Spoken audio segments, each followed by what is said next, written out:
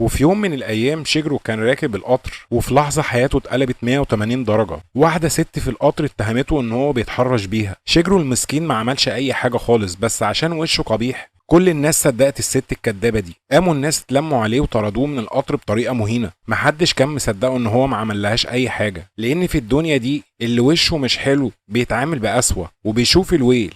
شيجرو اتسجن واتحاكم بتهمه التحرش، واضطر يدفع غرامه ماليه كبيره رغم انه كان بريء وما عملش اي حاجه. ودي كانت القضيه بالنسبه له، وبكده خلاص حياته انتهت. اتطرد كمان من شغله. بعد سنين طويله الست الكدابة دي اتمسكت، والناس كلها عرفت الحقيقة. عرفوا ان شيجرو كان بريء، بس خلاص ايه الفايدة؟ فات الاوان لده وحياته كلها اتدمرت. وفي يوم وهو ماشي في الشارع كان تايه ومش طايق حاجة في حياته. شاف شوية أطفال بيتنمروا على طفل وشه قبيح زيه. ده أكد له نفس الفكرة، إن الوش القبيح ده لعنة عليه، بيخلي صاحبه يتعذب دايما في الدنيا من كتر ما الناس بتكدبه. شيجرو ما بقاش قادر يعيش حياة طبيعية. أي مقابلة شغل كان بيتصرف فيها بتوتر، وده خلى حياته تتدمر أكتر وأكتر. الناس بقت بتشوفه راجل قبيح بيعاني من مشاكل في التواصل وبيحتكروه. شيجرو قرر انه يعزل نفسه عن الدنيا لحد ما يموت. في مرة وهو قاعد قدام الكمبيوتر بتاعه بيقلب في النت زي كل يوم، لقى منشور عن ناس اختفوا فجأة الايام دي. دخل يشوف التعليقات، لقى واحد كاتب انه انتقل لعالم تاني، وانه عشان يرجع لدنياهم الاصلية هيخسر نص عمره. شيجرو في الاول ما كانش مصدق الكلام ده خالص. عالم تاني ايه بس؟ هو من جواه كان بيتمنى لو الموضوع ده كان حقيقي. يا رب لو في عالم تاني